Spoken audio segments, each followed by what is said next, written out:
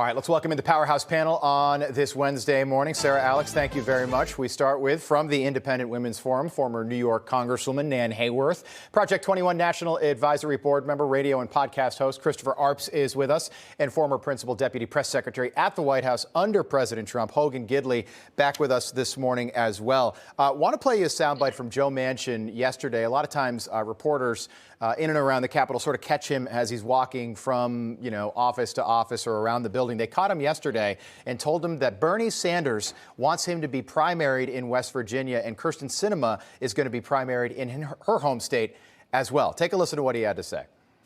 I've been primaried my entire life. That would not be anything new for me. I've never run an election I wasn't primaried. It's West Virginia. It's rough and tumble. We're used to that, so bring it on.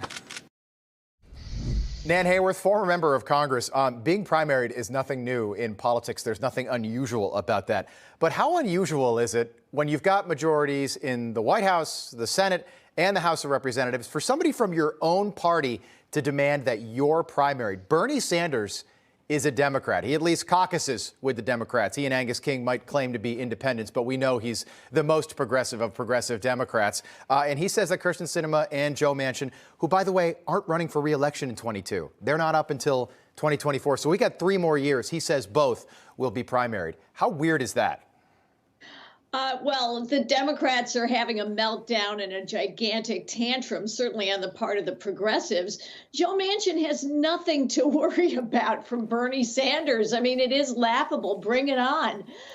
Senator Manchin is given a stiffened spine because he represents a red state. The voters of West Virginia are Republicans. He's a Democrat in a very distinctive position. He has nothing to fear from a Bernie Sanders primary and everything to gain. I mean, it would just further repudiate the ridiculousness of the so-called progressive wing of the Democrats. Yeah, and recent polling, Chris, good morning, in West Virginia, he's got a 72% approval rating right now, the first polls of 2022 for Joe Manchin in West Virginia. So not only is he really popular, but I mean, he doesn't seem to be nervous about this at all, but his own party is trying to intimidate him and really coerce him into voting, not only to change the filibuster, but also to vote for this crazy voter ID bill. Yeah, I think Bernie Sanders, the squad, and Chuck Schumer, they all need copies of Dale Carnegie's How to Win Friends and Influence People, because what they're doing right now is not working. All they're doing is alienating Joe Manchin and Kyrsten Sinema to be even more against what they're for. Bad strategy. Let me play a soundbite from Chuck Schumer. He was talking about voting rights. He wants everybody from the Republican Party, and we're going to have Senator James Lankford of Oklahoma on the program in just a little bit to talk about this, but he wants every Republican to be marched down to the Senate chamber and to tell the Democrats why they don't want to change the filibuster. Take a listen. We feel very simply, on something as important as voting rights, if Senate Republicans are going to oppose it, they should not be allowed to sit in their office. They got to come down on the floor and defend their opposition to voting rights, the wellspring of our democracy. Hogan, your thoughts on that? Yeah, a couple things. Joe Manchin's poll numbers have gone up in West Virginia because he does not support getting rid of the filibuster, because he was against the Build Back Better plan. It went up about 10 to 15 points, depending on the poll you look at.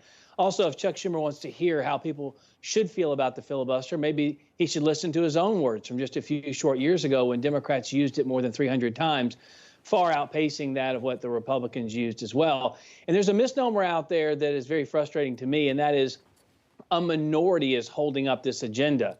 It's a majority of the United States Senate. Of course, it's all the Republicans. 52. But it's multiple Democrats as well. Right. So Chuck Schumer needs to look in the mirror and talk about his own party if he's really concerned about moving forward the president's agenda, because it's the Democrats who don't support it. And while we're on the subject, if I may, please, these people on the Democrat side and in the Biden administration, up to and including the president, the vice president, want you to believe that the federal government that is incompetent and inept and incapable of running anything should be in control of your local elections. The same federal government that had a botched withdrawal from Afghanistan, leaving Americans stranded, that loses more than $60 billion in Medicare fraud every single year, that has admitted thieves stole more than $100 billion in COVID relief funds, Right. should be running local elections? From a No $2 one trillion believes that. bill that didn't relieve any COVID, by the way. Right. COVID No cases, one believes that. COVID has gotten worse under Joe Biden.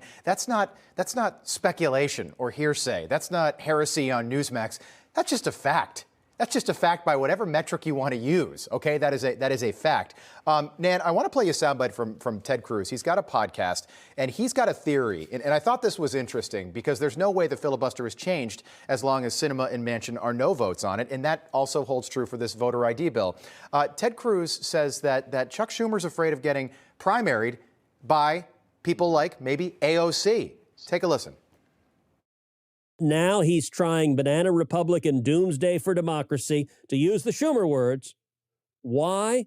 Look, frankly, the real reason is Schumer's terrified AOC is going to primary him from the left. And so he wants to give the crazy left everything they can in order to show just how tough he is.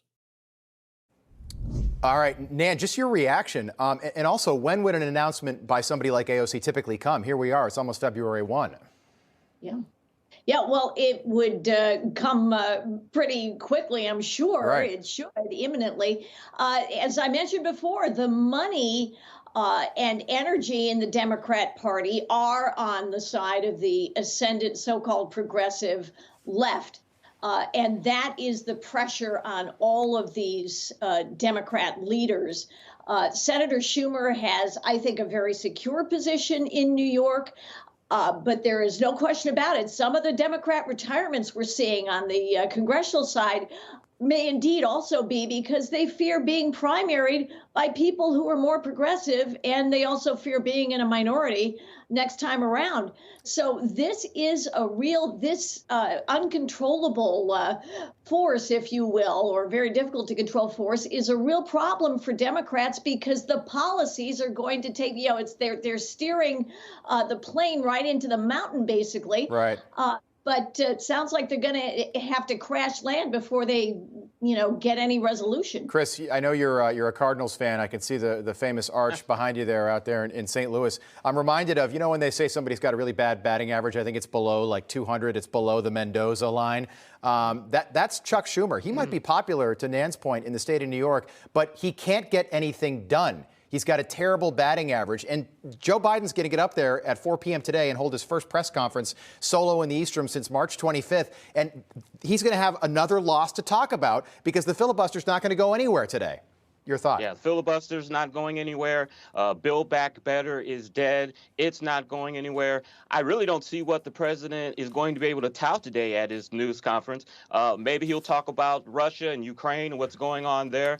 And there's a lot of speculation that they're drumming up this Ukraine-Russia situation to try to bolster Joe Biden's prospects here back at home because his approval rating is so low. A lot of experts that I've talked to on my radio show don't believe that Putin is going to invade Ukraine, that this is really just an effort to try to weaken NATO and the Western powers. And maybe bolster his standing at home in Russia. I think that plays a big element. But we're going to have KT McFarland, the former Deputy National Security Advisor, on with us in just a little bit. Panel, we'll leave it there. We'll pick it up on the other side.